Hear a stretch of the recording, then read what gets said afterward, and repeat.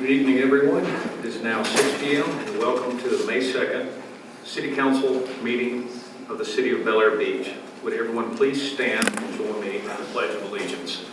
I pledge allegiance to the flag of the United States of America, to the republic which stands one nation under God, indivisible, with liberty and justice for all.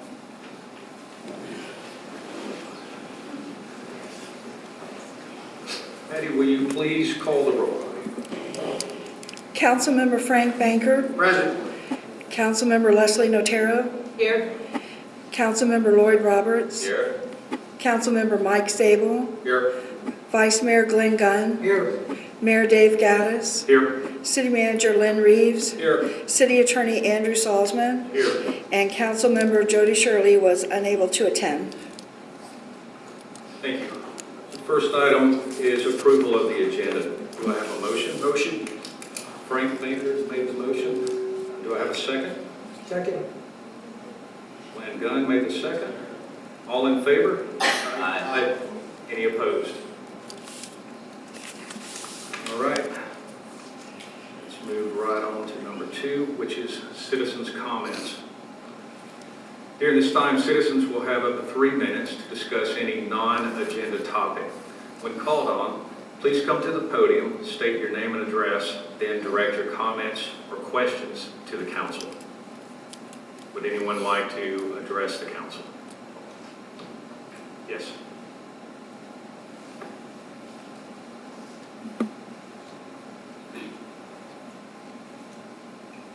Good afternoon, good evening. My name is Cindy Peters. I live at 2500 Gulf Boulevard, Bel Air Beach. I want to thank you all for giving me the opportunity to speak on beach renourishment. I sat at City Council in the 1990s and appreciate all the unappreciated work that you do at City Council. In the Pinellas County Comprehensive Plan, Coastal Management Goals, Objectives, and Policies is a chapter titled Beach and Dunes. In this chapter, Pinellas County has entered into a 50-year project cooperation agreement with the Army Corps of Engineers. That's for 50 years. In order to qualify for the first beach nourishment, 4 properties on Gulf Boulevard gave county easements based upon this agreement. One of the stipulations regarding the easement states that failure of the U.S. Corps of Engineers and/or the state of Florida and/or the county of Pinellas to restore and maintain beach seaward of the established erosion control line as to provide reasonable protection from storm events. The easement will cease and revert back to the association. I will give you a copy of the easement resolution passed by the Board of Directors at Tortugas de Mar. It seems as if the Corps of Engineers changes the rules each and every time Bel Air Beach and other communities are due for beach renourishment. The Corps is requiring the county to obtain 100% perpetual easements from property owners in communities south of us. Most of these parcels of land are located either into the dunes or east. As we are aware, beach renourishment is done west of these dunes, and these easements are completely unnecessary. By the Corps of Engineers constantly upping the rules, communities and counties constantly have to jump through hoops to obtain beach renourishment. Is there any reason as to why there is confusion regarding the easements and what the Corps' ultimate motives are? I'm surprised that they haven't declared eminent domain.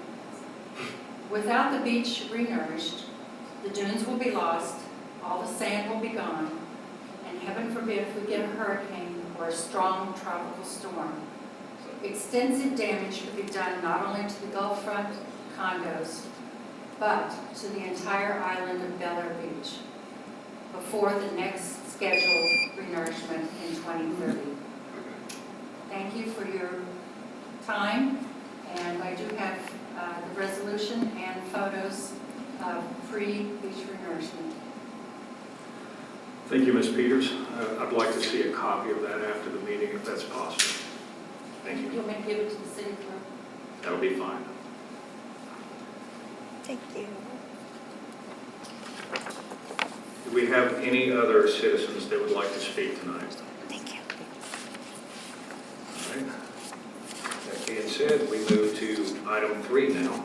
We have a presentation from Pinellas County Sheriff's Office. Let's begin with the Law Enforcement Monthly Report.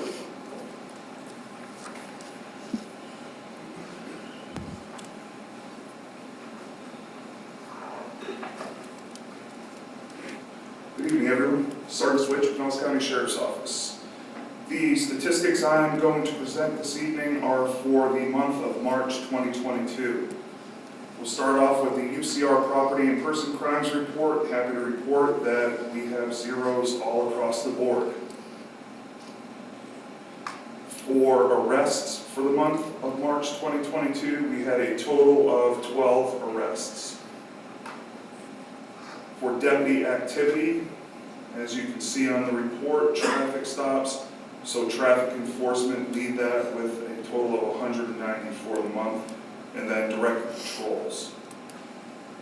Finally, for crash and citation analysis data, we had one crash in the city, which was around the 1800 block of Gulf Boulevard. And then we had a total of 196 citations and warnings issued in the city, of which included in that is also going to be boating citations and warnings, and it looks like we had 158 warnings issued, and citations would be 18 citations.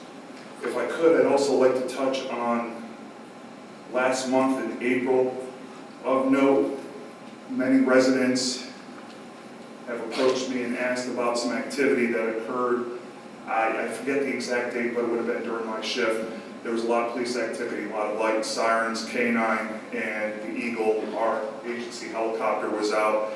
And just to put everybody at ease, it was a traffic stop in which the driver bailed from the driver's seat and ran, and then we immediately set up a perimeter, and with the assistance of K-9. Unfortunately, we weren't able to apprehend him, but we stayed in the area long enough to make sure that there was no risk of any future involvement with that subject. And that's all I have.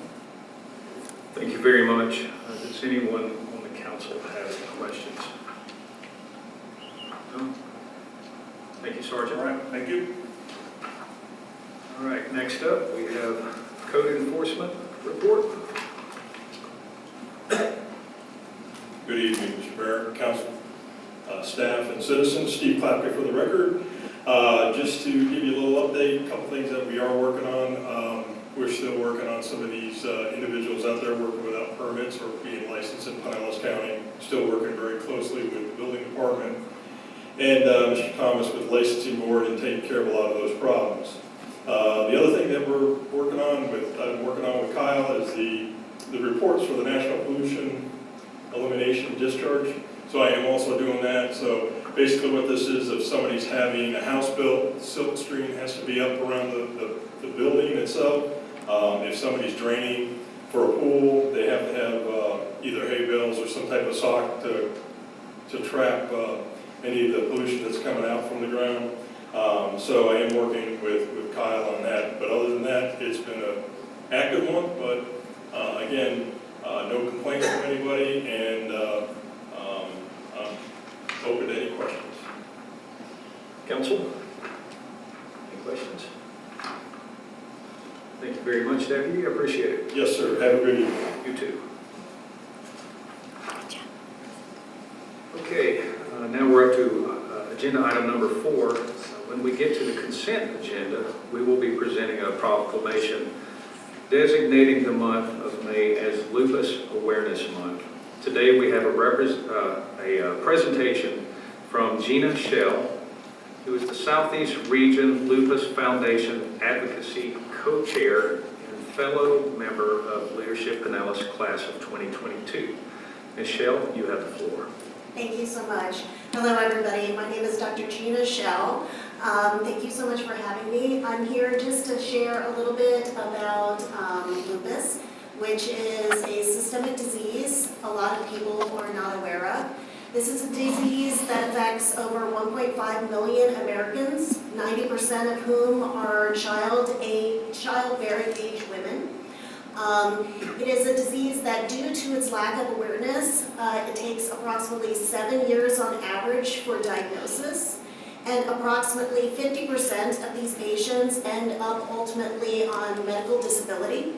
So obviously it has a lot of financial repercussions as well. What we're hoping with proclamations such as the ones that you are signing this evening is to help to increase awareness so that patients will result in going to see their physicians and getting diagnoses a little bit earlier, and thereby helping to prevent a lot of the complications such as heart disease, stroke, kidney failure that come part and parcel with this disease. So we really appreciate the time to be able to present to you all. We'd like to make you all aware that the Lupus Foundation of America is here to help to support any patients who may be going through the diagnosis phase of lupus or their families, and we're here to support them with all types of resources, and like to sincerely appreciate for you all signing the proclamation this evening. Thank you. Thank you. Okay, now we are up to agenda item number 5. In case you didn't know it, May the 1st begins turtle nesting season here in Pinellas County. Lindsay Flynn is the manager of the Sea Turtle Conservation Program at the Clearwater Marine Aquarium and has a special presentation for us today. Ms. Lynn, you have the floor. Good evening, everybody. Thank you so much for having me. Again, my name is Lindsay Flynn. I'm the manager of the Sea Turtle Conservation Program at Clearwater Marine Aquarium. And I'm going to be giving you a quick presentation about sea turtle nesting here in Pinellas County. And I'm going to start by asking you a question. Hopefully this goes.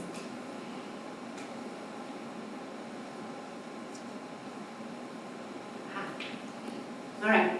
How many species of sea turtle are there in the world? Throw out a number. 3,000.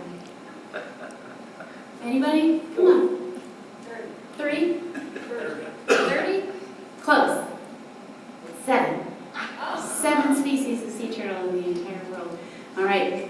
How many of those nest in the state of Florida? All. All. 2. 5. Who said 5? Winner. Up to 5 species. 3 nest commonly here in the state of Florida. So that's the largest species, the leatherback, the loggerhead, and the green sea turtles. Those are the 3 species that nest most commonly here. And here in Pinellas County, that is the loggerhead sea turtle. That is the species that nests most commonly here in North Pinellas County and in Pinellas County. So we're going to focus on loggerhead a little bit more. We're going to talk about what the nesting process looks like, and it begins with the adult female emerging from the water at night.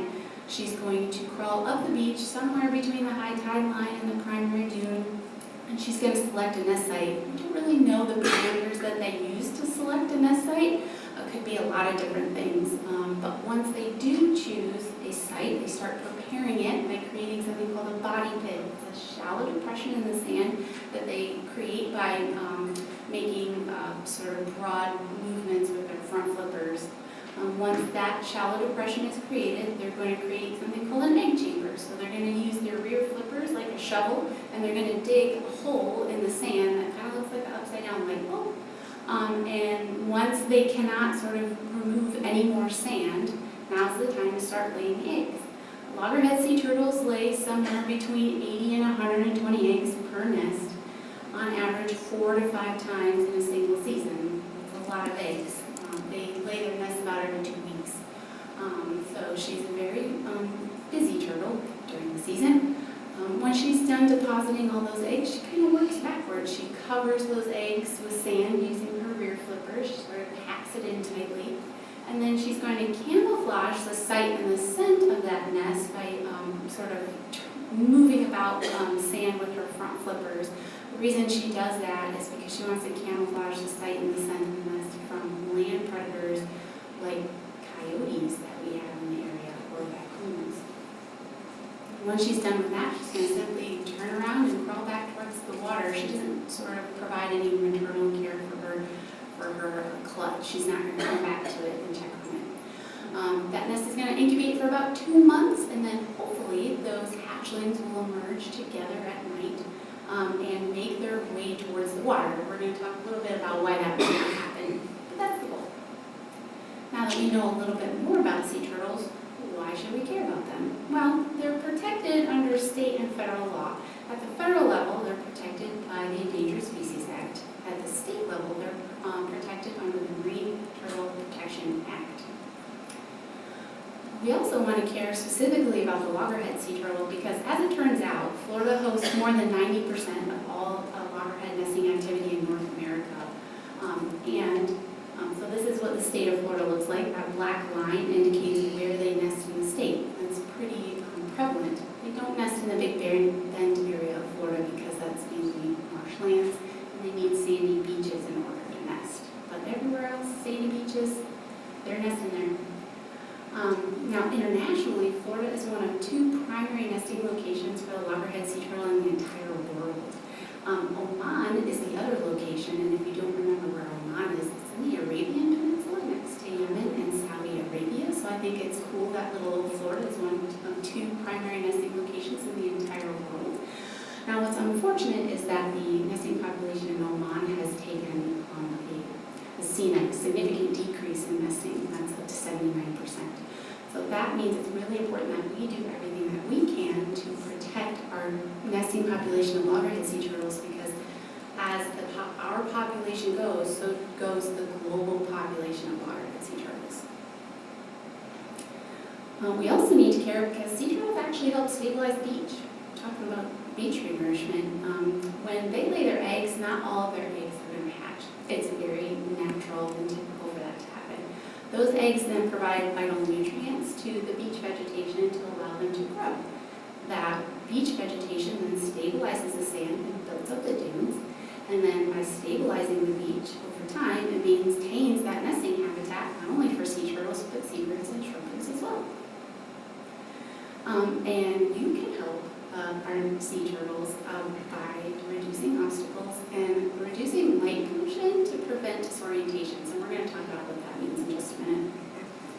Unfortunately, not all of our tourists recognize that sea turtles nest on the beach at night. They tend to leave items on the beach, toys and chairs and other things. And leaving those items creates an obstruction for our nesting turtles, so they don't expect to encounter those. So if they encounter them, they're very likely to leave without nesting. Now, it's very possible that they might come up later in the night and end up nesting, which is great. But if they come up onto the nesting beach and encounter these time after time after time, they will not nest and they could release their eggs in the water and they're no longer viable. So it's really important that we remove our items at the end of the day to prevent that from happening.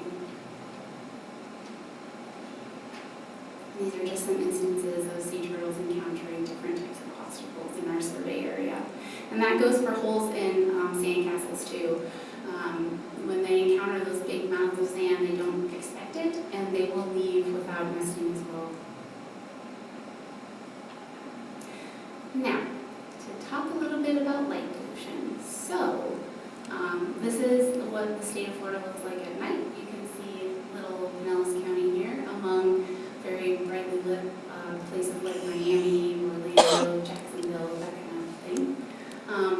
We are the most densely populated county in the entire state. We have a lot of people here who like to move about at night. We use a lot of light at night. The problem is that can interfere with sea turtle nesting. So under natural conditions, sea turtles use brightness as a guide to locate the water. The celestial light, moonlight, and starlight are bouncing off of the sea and creating a nice bright horizon, and that contrasts the darkness of the land. So they're able to orient correctly towards the water. Now, if we have artificial lighting on at night, unfortunately that artificial light competes with natural light. So the turtles are going to follow whatever's brighter. So if an artificial light or lights are brighter than the celestial light, they're going to go towards that, thinking that that's where the ocean is, and it is not. We often find them in places like pools and parking lots and roadways because of that, where they can eventually perish.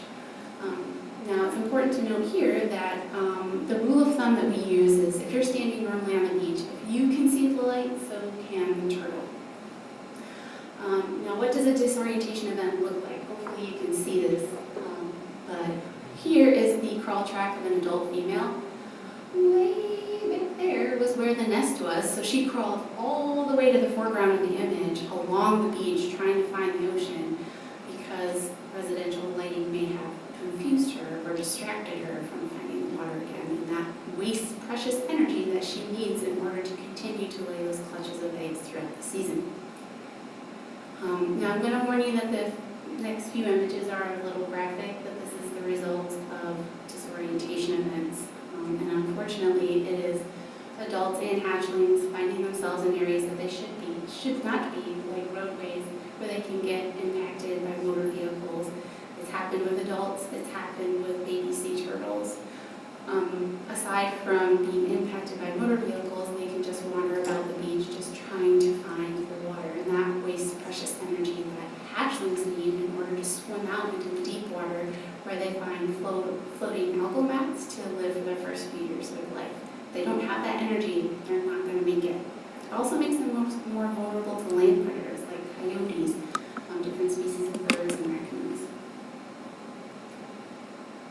It's just another image of, unfortunately, some hatchlings impacted by motor vehicles. This is what a hatchling disorientation event looks like. That black circle indicates the nest site. These red lines indicated where the hatchlings went after they emerged from the nest site, so they should be going towards the water. Unfortunately, none of them did, and they sort of wandered about the beach, wasting energy trying to find the water. And these are hatchlings that may not make it out to the water because of that. But there's good news, we can do something about it. Florida Fish and Wildlife Conservation Commission is our governing agency, and they have a motto for sea turtle friendly lighting. It's called Keep It Long, Keep It Low, and Keep It Shielded. You want to keep it a long wavelength light. To get a little technical, it's above 560 nanometers wavelength. That means light that is emitting in the amber and red spectrum. They are less confused by that. They're less likely to be disoriented by that type of light. You also want to keep it low to the ground and use the lowest lumens and wattage necessary for the usage. And you also want to shield the light source from being seen from the beach. All three of those guidelines must be met in order to be considered sea turtle friendly. And this is what a sea turtle friendly property looks like. So if you can see under the before image, this was a property that another nonprofit called Sea Turtle Conservancy retrofitted in the Panhandle. Before, it was a property with lots of white, bright light that sea turtles of any size class would be attracted to. And then the after image is what sea turtle friendly light looks like. So we're not asking people to turn off their light. We're not asking people to fear for falling down or anything like that. We want to provide plenty of light for safety and security. But we also want to provide a light that is less distracting or confusing to sea turtles. And under these types of conditions, they're allowed to naturally orient towards the water. But can they really see a difference? Well, we're going to find out right now. So I'm going to do something really quickly with you guys. I'm going to give you this special card that will sort of let you see what a sea turtle sees.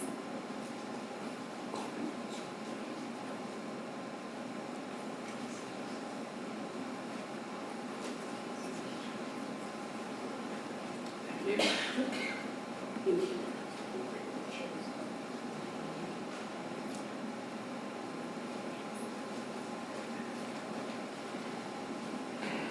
Okay, so to us, those pictures just like two different colored lights, right? All right, well, I'm going to show you some lights here in the council chambers to see what a sea turtle sees.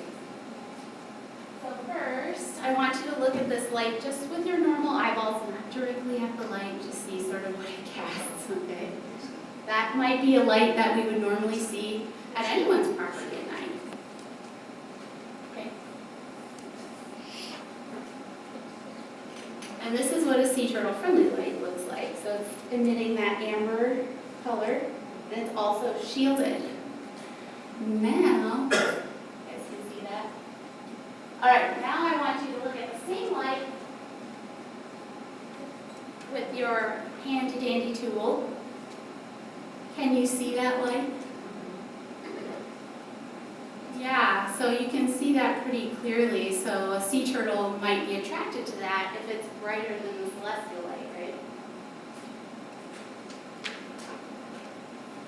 Can you see that?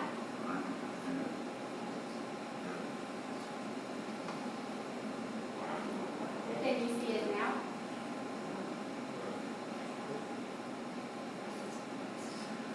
Right, so it's not that they can't see it at all. They can, especially if the more lumens or wattage you use, you can see it, but they're less likely to be distracted or confused by these lights. Now, it's important to mention here that there are other types of artificial lights that they can get confused by too. Even flashlights or cell phone lights can confuse, especially hatchling turtles that are trying to make it towards the water. That functions just like any other type of light, so they can become confused and follow your cell phone light while you look for ghost crabs at night instead of following the celestial light. So we always encourage people to not use white light, but if you need a light for safety and security, they do offer red LED flashlights and headlamps that you can use alternatively. Now, to report sea turtle sightings. So if you see sea turtles this season, we'd love to hear about it. You can report your sightings anywhere in the state of Florida to the Florida Fish and Wildlife Conservation Commission at the numbers that you see there. If you're here in Bel Air Beach or anywhere else in northern Pinellas County, that's Clearwater through Treasure Island. Clearwater Marine Aquarium does perform sea turtle nesting surveys in our area, and you can call us to report that. You'll notice that at every beach access point in Bel Air Beach, there is a special sign that says Help Protect Sea Turtles. That does talk about the do's and don'ts of the nesting season and ways to report. You'll also see special signage at each one of our nest sites this season that indicates the same thing. So please don't use any lights here, don't touch them, don't disturb them. If you see anything, please report it. So with that, I say thank you so much for listening, and I'd be happy to take any questions you have. Thank you, Ms. Flynn. It's a very informative presentation. I appreciate you coming and giving us that. Does anyone on the council have any questions? I have a question. So how obvious is it to see the sand after the mother turtle has come and laid her eggs? Because I have seen some of your staff or some staff out there that are fencing them off, which is wonderful. I'm just curious, is it pretty obvious to them as to where the eggs have been laid? Good question, yes. So we go through training through Florida Fish and Wildlife Conservation Commission every year or every other year for ongoing site training like that. But yes, everybody receives training so they can easily cite the crawl tracks of the nesting female and the nest site itself. Okay. Anyone else on the council? Yes. So you have a good idea when mom comes ashore and lays her clutch or eggs. So 2 months go by, do you take a proactive role in that, set up a watch so when the babies start going in the wrong direction, you can kind of herd them in the right direction? Or? That's a really good question. We did do something similar several years ago because we had such a significant disorientation rate here in the county. We placed special cages called restraining cages on those nests and set up volunteer groups to watch them and make sure that they go the correct way. Florida Fish and Wildlife Conservation Commission has since stopped that program, only so they can ascertain the true problem associated with disorientations and sort of allowing us to educate our residents and our beachgoers about sea turtle friendly light and the importance of making the change to sea turtle friendly light, because managing or implementing a night program like that is expensive and difficult to do. Well, I mean, it seems like there's there's a lot of interest in volunteerism and stuff like that. We see it in beach cleanup and stuff like that. So, I mean, witnessing that sort of stuff kind of breaks your heart when you see these crews going in the wrong direction and stuff in the name of, hey, we need better statistics or whatever. Seems, thank you. Any other council members?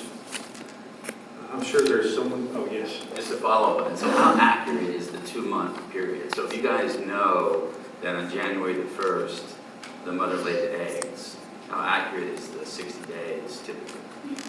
It depends on the weather conditions, so, and where it's laid. So if it's out in mid-beach where it's being exposed to sun all the time, it might be a little less. If it's exposed to rainwater or shade conditions, it might be a little more. Anyone else? I'm sure we have citizens out there that would like to ask a question. Any citizens? You first. Are you correct? So you're no longer relocating the nest where the sea turtle lays? That's a good question. We do not typically relocate nests unless it's necessary for a construction project like beach renourishment, or there are very specific conditions that are met, because ultimately the sea turtle females lay their nests a lot better than we ever could for them. So we like to leave them in place and make sure that they incubate naturally as much as possible. Yes, all the way in the back. It's not a question, I just want to say that. Excuse me, could you stand up so we can hear you? Okay, a number of times over the past years, I've been blessed to help her or encounter her on the beach. And she and her team go above and beyond, and I applaud you, and you don't think they're in this. I've been able to help her find nests and things. So you would probably say that beach renourishment is very vital to these turtles being able to continue to come up on beaches to lay their eggs, correct? Beach nourishment does provide a method for providing sea turtle nesting habitat. Without the beaches, the turtles would go away. Right, they do have to have sandy beaches in order to nest. So if we didn't have those sandy beaches, they would go elsewhere. Yes, Mr. Lux? Would you mind standing up, please? Yeah, no problem. I agree with the comment on the verified Debbie. Thanks for the great work. Is it fact or fiction that when they are born, the mothers come back to the same region to give birth? And it does tie to Steve's comment about beach. If the beach is gone, however many years they live, however many miles they travel, that's disorientation in itself. Is it, if that is a fact that they come back? Some internal GPS system or whatever it is. Right, so it is true that sea turtles tend to come back to their natal beach, or the beach that they were born at. There is some research to suggest that it is more of a range for certain species. There's a lot more research that needs to be done for that.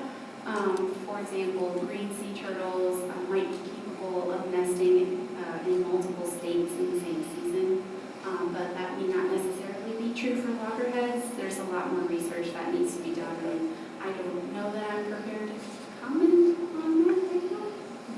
Do you ever get involved with the renourishment activity for this reason? Oh, good question. So last renourishment project that we had in this area, which was back in 2018, we did provide monitoring services for that project. So we were responsible for monitoring, at least in North Pinellas County, so in this area, for all sea turtle nesting activity. And if it was going to be impacted by the renourishment project, we were given special permissions from FWC to relocate them. We'd like to see the involvement on the other side to help us get it. Thank you. Like a follow-up question. I don't know about anybody else, but I've seen the sea turtle nest before we got beach renourishment. And I've seen so many eggs, the little ping pong balls out there, because there was no nest, and no place for it to lay it, except right on the tide line. And very few of them survived. a storm would come in and they would be washed out. Right, so they can be washed over or washed out with major storm activity. The good news is that sea turtles do try and hedge their bets in that way, in that they lay multiple nests per season with many eggs in those clutches. So even if we had a zero season, for example, the population itself would still be okay because there are nesting activities elsewhere. Obviously, that's not what we want. We want a successful season every season, but they do hedge their bets to sort of make sure that somebody survives. Thank you very much, Ms. Flynn. I appreciate your presentation, and I look forward to welcoming you back next year if it works out. We would love to come. Thank you so much. All right, so now we are on to the city attorney report. Mr. Solomon? Mayor, Council, if you haven't had a chance to see that the U.S. Supreme Court made a very interesting ruling today, that ruling will affect all municipalities regarding how you handle your flags and to display those particular flags throughout the city. I will be meeting with the city manager to discuss the current policy and perhaps bringing forward policy for council to consider at workshop regarding this to make sure that you are still in control over who can display flags on the city property. So that it's an interesting opinion without going too much into detail, but as long as it is government speech on the flags that you display, that's fine. If you start allowing a lot of private use to display flags, then it becomes a First Amendment right. So we want to make sure that you all, or the city, is in control of determining what kind of flags you're going to put out and who can use city property for flags. Interesting. That's all I have, Mayor. All right, thank you very much. I look forward to hearing about that. And now we are on to the city manager report. Mr. Reeves? Mayor and Council, you've got a copy of my report in there, a couple items on it we're going to discuss later in the agenda, the 12th, 13th drainage project, the 7th and 16th street seawall, and we've got the city attorney interview scheduled for Thursday, May 5th at 5 o'clock, and we're doing the first reading tonight on the revised section 94. I've put at your positions the preliminary budget, and during the month of May, I would like to meet with each of you individually to kind of go over that. So peruse that, and we'll schedule something that we can do through the week. The children's playground out here, we're going to have to replace, or we're going to have to take it down because it's deteriorated. And just an update, I did go back to the county for the beach renourishment. The county contract does say 10 years on the time frame, and the federal pays 60%, the state 20%, the county 20% towards beach renourishment. I am going to discuss with them the parking spaces because the contract has a little different number than they've always told us. So he sent me the contract, so that's kind of nice to have. So that's all I have unless you have questions. Any questions for Lynn Reeves? Lynn, on all these street drainage projects, my street, last Friday, we had less than a half an inch of rain at low tide. It was a total mess again. I don't know what size conduit, I think it was an 18 or 20 inch they put in there, but I don't know, if the baffles aren't working, I really think before we start spending a lot more money that we look at this. I mean, I think the water went down as far as like 4 houses down in the street that time. Well, we could look at the baffle. The baffle on actually 8th Street is very small because the pipe lining that's going between the house at the end of the street has been reduced by seawalls over the years. You know, where they built seawalls and they made the pipe smaller. So it's a small, but we'll check the baffles to make sure they're closing. Especially Well, if it's they should have been wide open because we were probably an hour before low tide. And the water was just at least 2 feet in the middle of the street. Yeah. I mean, I know 12th and 13th, there wasn't any, and they have baffles, so it may be an issue with the baffle. We'll check on it. Just curious, was that whenever we, what was it, we had about 3 inches of rain? Yeah, well, Friday, I think we had half an inch. I mean, it came down hard for a good half hour, 45 minutes, but it just bubbled, you know. It just didn't drain. Okay, I guess we need to check into that, see what the problem is. Any other questions for Mr. Reeves? All right, well, let's move on to the city clerk report. Ms. Gentry. On my report, the main thing was the city manager search resumes that we've been receiving. We've gotten 18 so far, so just starting working on those a little bit, and the deadline is May 23rd. Then the second thing was the Muni Code supplement. We did get the proof copies back, so we'll start reviewing those. And then the last thing was the city board and... Sorry about that.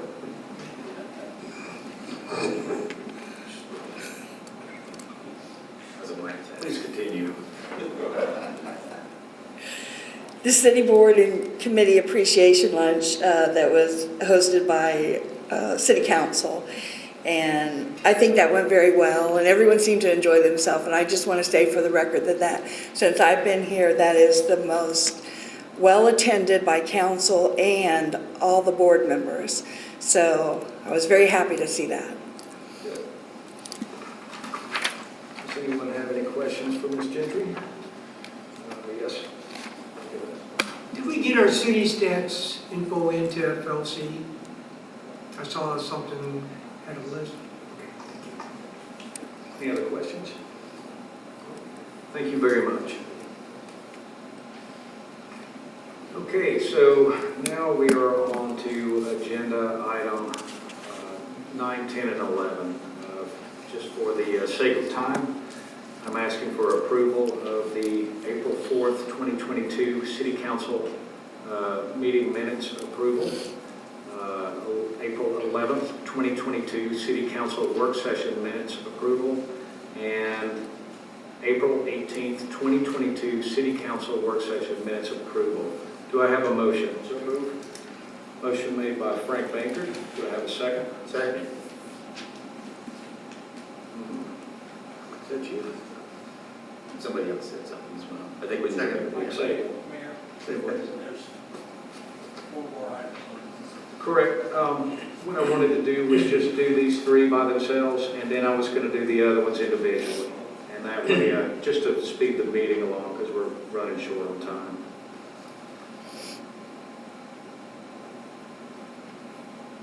Okay, so the second was made by Mike Zabel. All in favor? Aye. Any opposed? All right, the motion passes, and we're finished with the minutes. Now we are on to authorization for the mayor to execute an interlocal agreement for a funding match of a Southwest Florida Water Management District Cooperative Funding Initiative grant. Do I have a motion? So moved. Leslie Notaro, do I have a second? Second.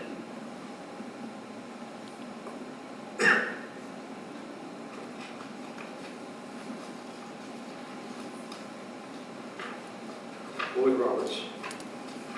Okay, all in favor? Aye. Any opposed?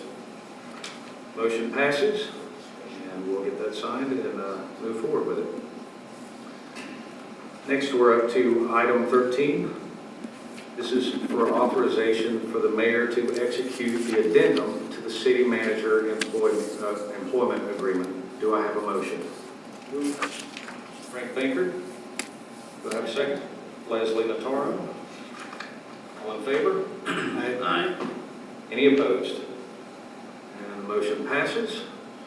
Now we are on to item 14. This is a proclamation designating the month of May as Lupus Awareness Month. Proclamation. Whereas lupus is an unpredictable and misunderstood autoimmune disease that can cause severe damage to the tissue and organs in the body, and in some cases death, and whereas more than 5 million people worldwide suffer the devastating effects of this cruel and mysterious disease, and each year over 100,000 young women, men, and children around the world are newly diagnosed with lupus, the great majority of whom are women of childbearing age, and whereas medical research efforts into lupus and the discovery of safer, more effective treatments for lupus patients are underfunded in comparison with diseases of comparable magnitude and severity, and whereas many physicians worldwide are unaware of symptoms and health effects of lupus, causing people with lupus to suffer for many years before they obtain a correct diagnosis and medical treatment, and whereas there is a deep unmet need worldwide to educate and support individuals and families affected by lupus, and whereas there is an urgent need to increase awareness in communities worldwide of the debilitating impact of lupus. Now, therefore, be it resolved that the month of May is hereby designated as Lupus Awareness Month, which lupus organizations call for increases in public and private sector funding for medical research on lupus, targeted education programs for health professionals, patients, and the public, and recognition of lupus as a significant public health issue dated this second day of May 2022. Do I have a motion? Motion. Motion made by Frank Baker. Do I have a second? Second. Leslie Nataro, all in favor? Aye. Any opposed? The motion passes. Thank you very much, Ms. Shell. All right, now we are on to item 15, another proclamation. This is observing the 53rd Annual Professional Municipal Clerks Week. Proclamation, Municipal Clerks Week, May 1st through the 7th, 2022. Whereas the office of the municipal clerk, a time-honored and vital part of local government, exists throughout the world, and whereas the office of the municipal clerk is the oldest among public servants, and whereas the office of the municipal clerk provides the professional link between the citizens, the local governing bodies, and agencies of government at other levels, and whereas municipal clerks have pledged to be ever mindful of their neutrality and impartiality, rendering equal service to all. Whereas the municipal clerk serves as the information center on functions of local government and community, whereas municipal clerks continually strive to improve the administration of the affairs of the office of the municipal clerk through participation in education programs, seminars, workshops, and the annual meetings of their state, provincial, county, and international professional organizations. Whereas it is the most appropriate that we recognize the accomplishments of the office of the municipal clerk. Now, therefore, I, Dave Gaddis, Mayor of the City of Bel Air Beach, Florida, do recognize the week of May 1st through May 7th, 2022 as Municipal Clerks Week, and recognize that the Florida Associations of City Clerks, the Professional Association for Florida's Municipal Clerks, is celebrating its 50th anniversary. I further extend appreciation to our municipal clerk, Patricia Gentry, and to all municipal clerks for the vital services they perform and their exemplary dedication to the communities they represent dated this second day of May 2022. And I don't actually think this requires a motion, does it? I didn't think so. That being said, congratulations. Thank you for a job well done. And we're truly blessed to have you. And would anyone like to make a comment to Ms. Gentry? Thank you. Yeah, thank you very much. Appreciate it. Worked with you a long time and really appreciate everything you've done for the city, for the people here, and for the continuing welfare of us all. Thank you. Thank Thank you you. very much. I'd say she deserves a nice round of applause.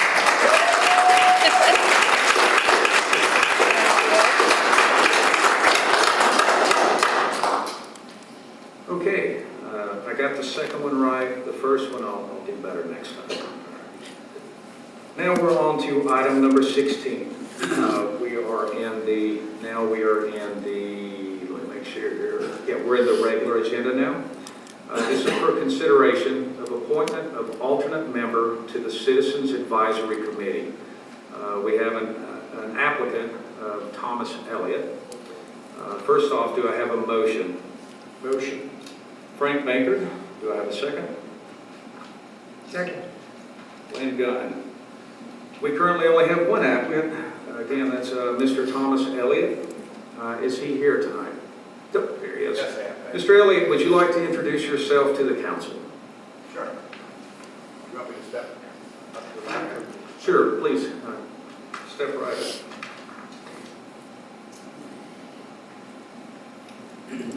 Thank you, Mr. Mayor. My name is Thomas Elliott, as you know, and I have been part of the community since 2010, but recently retired. So my wife and I, since a year ago, January, have settled here and made this our permanent home. We look forward to working with the council and with the city staff as a member, if I'm so chosen, on the Citizens Advisory Committee. There is I think you all sense a new era of our government here, and it's very heartwarming to see new faces and new faces who've done a lot for our community, who are in a position now to continue that at the city council level. So as an advisory committee, if I'm on that committee, I'm looking forward to rolling up my sleeves and working hard and doing what is requested of us by council and by the staff. Thank you. Thank you very much. Does anyone have any questions for Mr. Elliott? Yes, Linda. Just curious, I spent a lot of time in Puerto Rico and the U.S. Virgin Islands. I was just wondering what kind of assistance you gave them and what your particular area of legal expertise is. In the Virgin Islands, I was there between 74 and 79, and I started out as a VISTA volunteer with a lot of energy, fresh out of law school, looking to help in the local communities. And after 1 year as a VISTA volunteer, that was the year of required service, I stayed on in legal services in the Virgin Islands for 4.5 years, and then spent time both in St. Croix and in St. Thomas, and enjoyed St. John, as you know, is one of the beautiful islands in the Virgin Islands, but it's a rather sleepy village, at least it was back in the day when I was there. So, yes. Does that answer your question?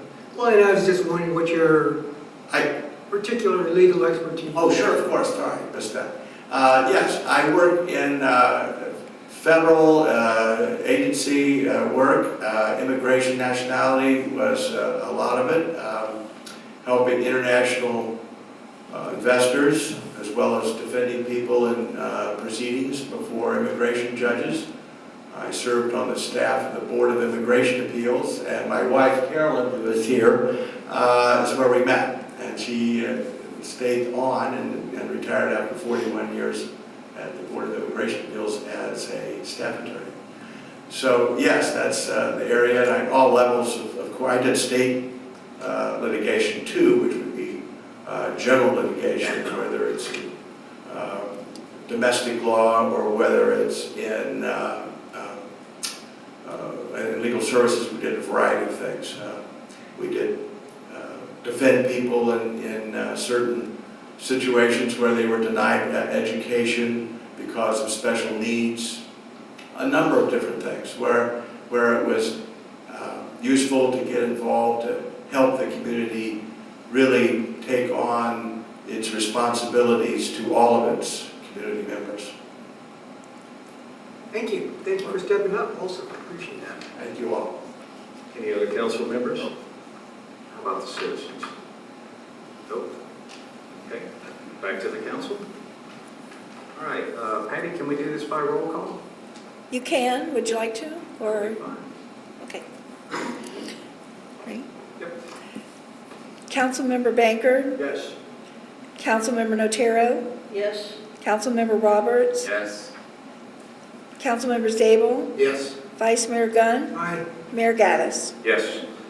So that's 6-0. Congratulations, Mr. Elliott, and thank you for volunteering. We greatly appreciate it.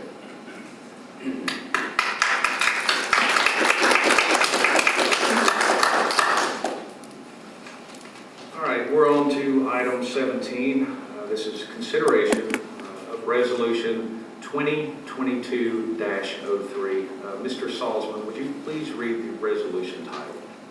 Resolution 2022-03, a resolution of the City Council of the City of Bel Air Beach, Florida, to adopt an amended public records policy, providing for incorporation of recitals, providing for adoption of an amended public records policy, providing for the repeal of all resolutions in conflict herewith, and establishing an effective date.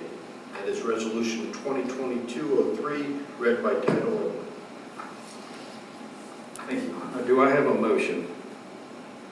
So moved. Glenn Gunn, do we have a second? Second. Frank Baker. Glenn, you have the floor. I think we discussed this at length in not only the work session, but we discussed it a little bit at the previous council session too. And I think we've got a consensus of all the recommended changes, unless there's something that's come up. City manager, are you aware of it? Sorry. I agree. Does anyone else have any comments? No? Let's go to the citizens. Does anyone have anything they'd like to say concerning this resolution? Nope. All right, back to the council. Glenn, you have the last word. Recommended approval. All right, let's move forward with that then. Mr. Salzman, would you please read the resolution summary again? Love to, Mayor, if I have. You have the resolution, so I only have the title.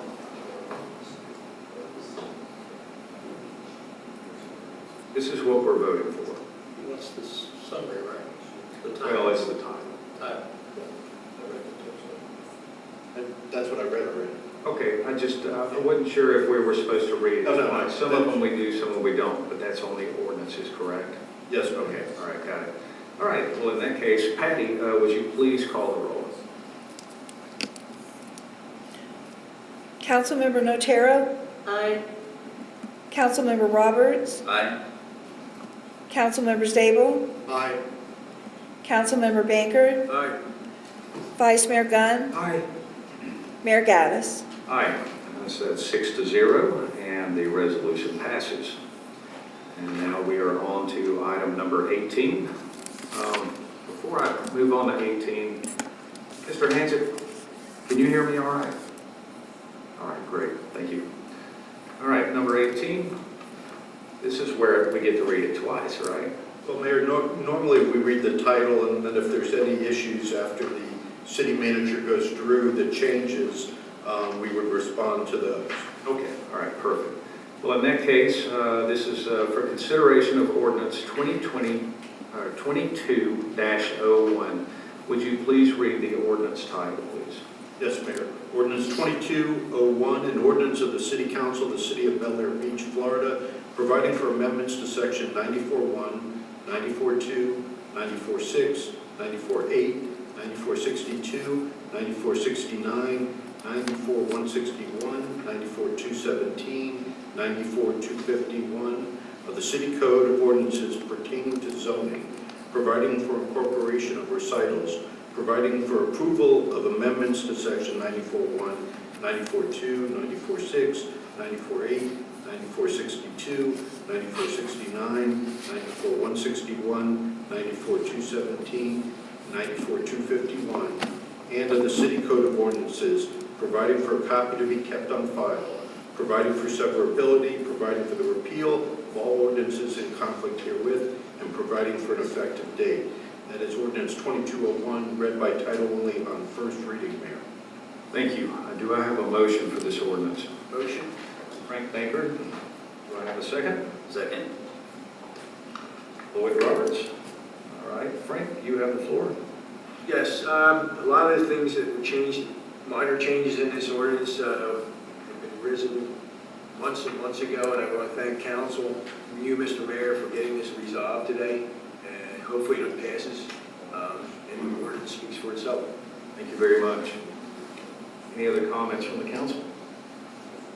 I just had one question because I see it's highlighted in yellow. Can you give me a quick summary as to why that was dropped off? And Mayor, I believe you're talking about section 94.256. Correct. Temporary structures.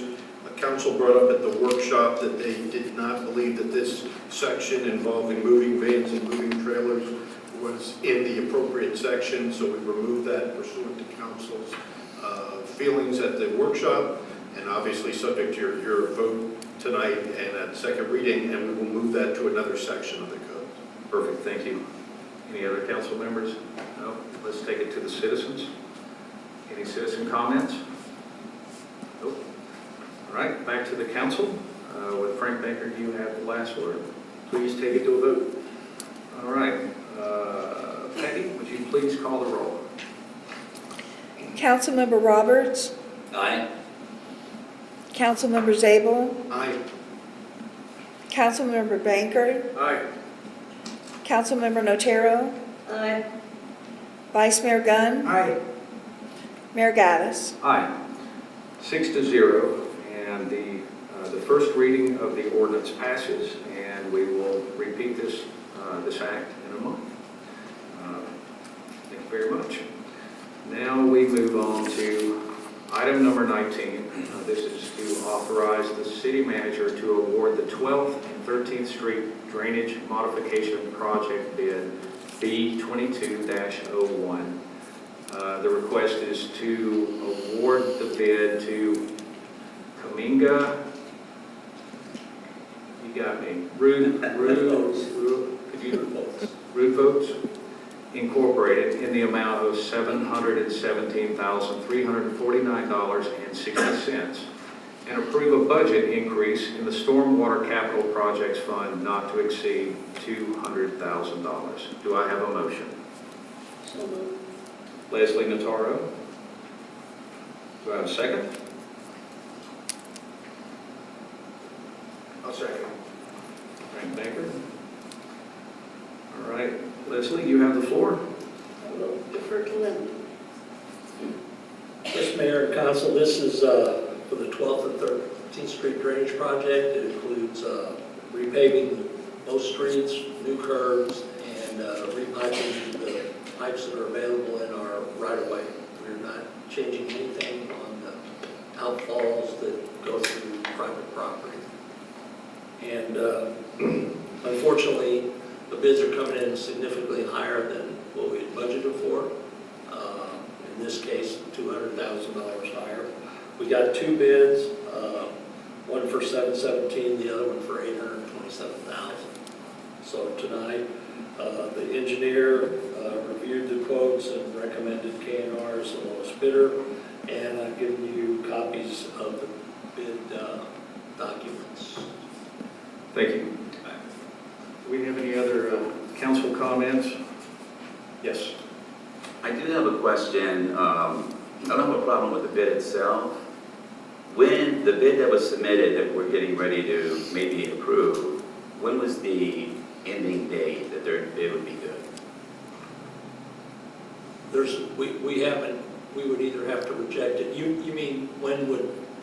When they submit a bid and they say this bid is good for X days? Now, typically, they don't say it's good for X days. Not in our bids, there's nothing in there. Nothing in our bid document that states that. I mean, normally they would say it's good for this amount of days, so that if we took, 6 months as an example to Right. approve it, and they would say, well, that's too long because the prices have gone up, et cetera. Well, they haven't indicated the bid end date. Okay, They can remove the bid at any time after. after they've submitted. Right. Okay. But my real concern is, a lot of this happened before we came on board, so I'm not pointing fingers at anybody. But I'm concerned that, our job is to make sure that whatever we spend money on, it's for a very, very good reason. And we're getting the bang for the buck type of thing. So I have had the opportunity to review, both Kyle and Lynn were nice enough to give me copies of the master plan. And I looked into that. Again, I just want to make sure, for example, one item would be we're going to put in different size reinforced concrete pipe. That's going to cost a fair amount of money to do that.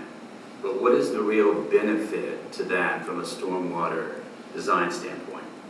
So my gut tells me I would like personally the opportunity, and I don't know exactly the right thing to request if we tabled this, and we're able to, for example, bring both the contractor and the engineer into a workshop, and I could ask a lot more questions, just so that we can determine and feel comfortable that the portion of the money we're spending to replace pipes is really going to give us something back to the city. An analogy would be you have an air conditioning system in your house, and it's currently cooling to the lowest of 72 degrees, and you want it to get lower, but it won't. So you bring somebody in and they say, well, it's undersized, so we're going to give you a bigger unit. Okay, then what's that going to bring it down to our lowest temperature? 70. And how much is it going to cost us? $5,000. So then there you are trying to make that decision. Is it worth it to you to spend $5,000 to bring the temperature down 2 degrees by getting a larger size system? So I just want to make sure that we understand what the benefits are by replacing them as pipes, because my gut tells me we're not really winning a lot there. And that's a big part of the cost of this particular contract. I know that you and I have talked about it before, it's going to give us a little bit more volume in the system, but how many times is that really an issue? When we have a rain event, and we all know now that when you have a rain event and we have high tide and the water's trying to get out, that's a scenario where that volume would come into place. Because it's going to hold a little bit more water in the pipes before it backflows into the streets. So how often would that happen, and how much of a benefit would it be to have a larger pipe that may prevent that issue? So that's why I want to get a better feel for it. But I want to make sure that, for example, if we quote tabled it and talk about this in more depth at the workshop, and we could have the engineer there and the contract there to discuss some of that, just to make sure that it's a good expenditure of money for that particular item I mentioned, like larger pipes. Yes. I'm sorry. Yes, sir, Lingo. We have another agenda item a little further on where we're looking at another price increase of 11%. Now this one bothered me, this is an increase of 38%. And that's for the $520,000 for 13th and 14th Street. Going back, the original budget way back was like 420. Now, yes, things are changing. Things are changing. 38%, I mean, I'm with Lloyd. I'd kind of like to understand the timeline of this thing, what the increases are in, and whether or not we have some assurances that we're going to meet our specifications and deliverables for that kind of money. So I'm with you, and I would motion that we amend this to go ahead and table the issue until we can have the.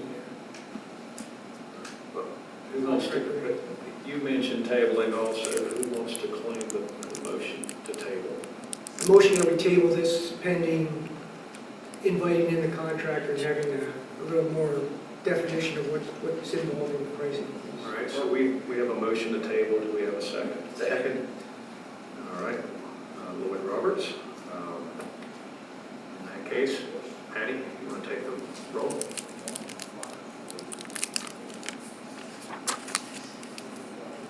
Councilmember Bankard, Yes.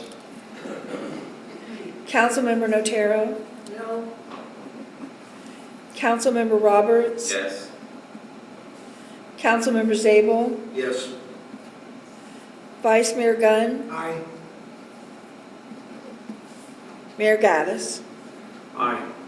So the motion to table passes at 5-1, and we will take this back to a work session. All right, we are on to item number 20. This is to authorize the city manager to award the 7th Street seawall/boat ramp and the 16th Street seawall renovation project bid B22-02. The request is to award bid B22-02 to Midcoast Construction Enterprises, LLC, in the amount of $225,500 and approve a budget increase in the capital improvement fund not to exceed $23,202. Do I have a motion? Motion. Frank Baker, do I have a second? Second. Lloyd Roberts. Frank, you have the floor. Long time coming. Needs to be done. Both streets. Do I have any other council comments? Citizens? Citizen comments on this one? No? All right, back to the council with Frank Baker having the last word. No board. All right, so this is to award bid B22-02 to Midcoast Construction Enterprises, LLC, in the amount of $225,500 and approve a budget increase in the capital improvement fund not to exceed $23,202. Patty, would you please call the roll? Councilmember Zabel, Aye. Councilmember Roberts, Aye. Councilmember Notaro. Aye. Councilmember Bankard, Aye. Vice Mayor Gunn, Aye. Mayor Gaddis. Aye.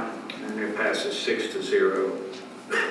All right, we are on to agenda item number 21. Do we have any unfinished business?